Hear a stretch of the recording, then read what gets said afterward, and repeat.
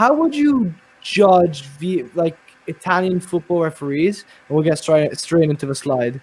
Do you think Italian referees are up to the standard, or do you think they're some of the worst? Because I've seen some shocking things this year, especially. Yeah, well, first of all, on that Zlatan incident, I spoke to Milan this morning. Source I have at Milan, and they I mean, obviously they're going to say this, but they said that Zlatan said nothing at all to the referee of any. I mean, I know that's been reported in the media as well. And what Milan is saying is that they're waiting for the referee to basically admit that he was wrong. Which is never going to happen. Never going to happen. Knowing Maresca's, knowing Maresca the way he is. Yeah, go on. I mean, just really quickly, I've heard that Donnarumma is now under investigation because of what he said to Maresca. So instead of admitting that they were wrong, they're doubling down, and they might even suspend Gigio, which is insane to me. Okay, I've not heard about the Donnarumma thing, but I mean, that wouldn't surprise me at all, because Maresca is somebody that he does seem to be one of those referees that likes to be the centre of attention. You know, unfortunately, you get some of these kind of referees that we joke about it, and it's not something that you really should joke about. But you do get some referees sometimes who were, maybe teased at school, and they when they get older, they want to go into a position of authority. So they either become a policeman or a traffic warden or a referee.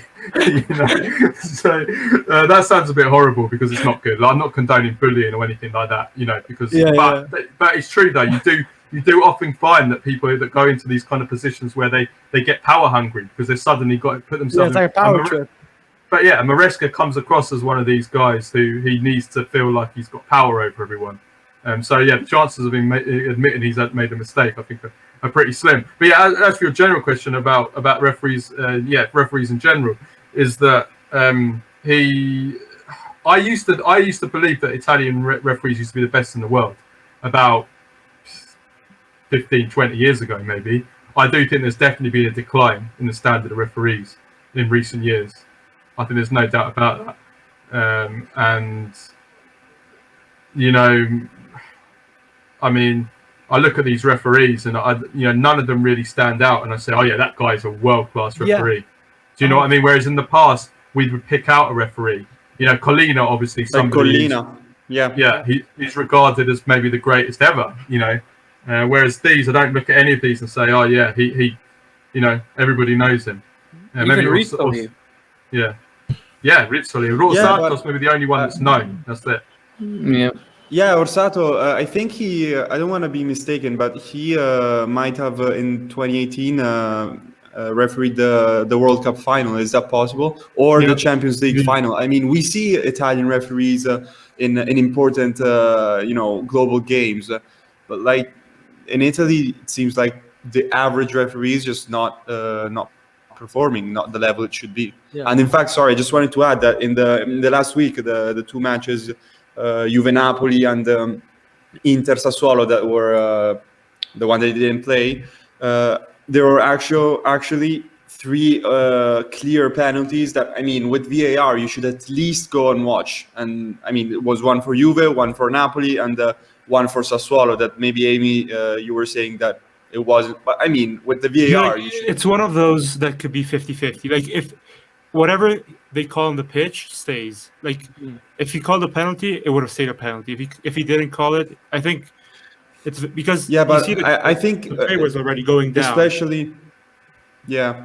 Especially also with the ones in Juve Napoli for both teams. At least go to see them. Like, I don't understand why they didn't use the VAR. I still don't get it, guys. I don't know. But when it comes to VAR, I swear it was Ancelotti made a big thing about this.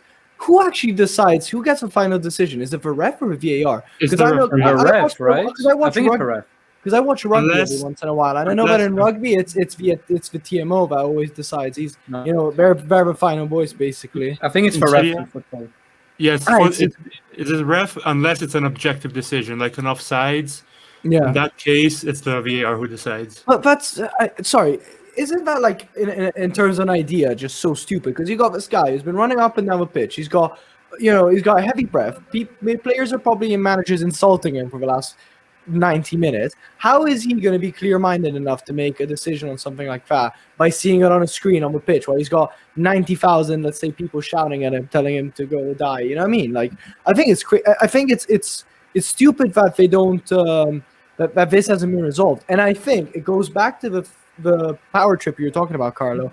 I think it's because referees are like, I'm a referee on this pitch, so I get to make the decision at the end of the day. I think it's got to be that.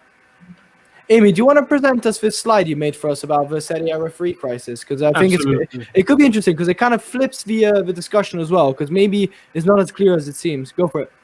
So first of all, I'm going to explain what these tables mean because there wasn't much space to label them properly. So the one you see on the left is, let's say, episodes that went either for or against the team. So either they were benefited by the decision or they were harmed by the decision. So on the left column, and by the way, you see in the bottom right corner, these are the websites I used to get this data. It wasn't me, of course, who went, Inter received for... Imagine being that salty. Yeah, no. I took the data from these 3 websites, of course. Yeah. So that's why there's a 0 in Inter. They probably didn't account for the Sassuolo game. They didn't think it was a penalty, but you could add that one right there. Yeah. So basically, you see, I of course I didn't take all 20 teams because there's very small difference between them. So I took all the top 7, so the top 7 currently in the league standings, plus the 3 worst and the 3 best. So the 3 that were harmed the most and the 3 that were benefited the most. Yeah. Of course, there's some overlap. So maybe like Napoli, they were the top team in terms of favors, and they were also top 7. So the list is kind of. And with that Thorsby goal from this weekend, I think it would be one more as well. Yeah. Such a light contact. I still don't know how they gave that. Like, how they decided that it wasn't that was a foul. Like, in the box, I swear, contacts are so gray area. Like, I've seen people literally choke each other out in the box, nothing said. And then this guy, like, basically jumps and kind of puts his hands on the other guy's shoulders, and it's a foul, and the goal is done. Is not given. Like, I don't get it. I honestly don't get it. There's just double standard with different referees in different games. They just take different approaches to a game. Let's say you can see it on the right hand side on the right table, how certain refs give, like you see Orsato, he has given 2 red cards and no penalties. That of course might have to do with the games he's refed, how the games have gone, but in 12 games, 0 penalties. That seems like way too low. Red cards can be explained, like maybe the teams weren't aggressive, there weren't brawls, there were no like occasions to give a red card. Let's say. Yeah. But penalties, you see contacts in the box almost every game. Let's say. So there's this double standard. From game to game, it changes so much. Did you guys see the goal we took from Caicedo? Oh, he scored a Euro goal. It was insane, the goal he scored. But he did slap a guy in the face, did he not? Not really. Like, but the guy's like holding on to him the whole time. How am I to trust you? You're a Lazio fan. Yeah, but still, it's like double standards. The guy was holding on to him, holding on to his shirt the entire time. Yeah. And then Caicedo pushes back once, and it's a foul, Okay. I don't know. I personally think it was a foul because he literally slapped him in the face. The defenders can help a lot, though. I agree with that point. You saw even... I think it was the game against Roma for us where Mancini elbowed Skriniar in the face to get the space, and that wasn't the goal wasn't removed. Of course, you can say it was a 90th minute goal. It was for a draw. It was super important. You can't remove it. But I think, in my opinion, if it's a foul, it's a foul. You have to blow the whistle. Yeah, that's why I'm saying that. I think the guys in the box, in the VAR box, got to be the most important ones.